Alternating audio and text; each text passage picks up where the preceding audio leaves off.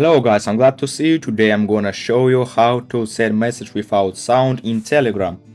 First of all, open Telegram on your phone, click on your chat and write some message.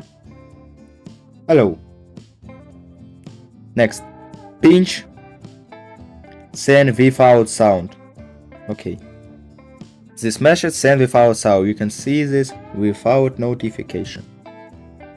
Okay, again. Write message, pinch, send without sound.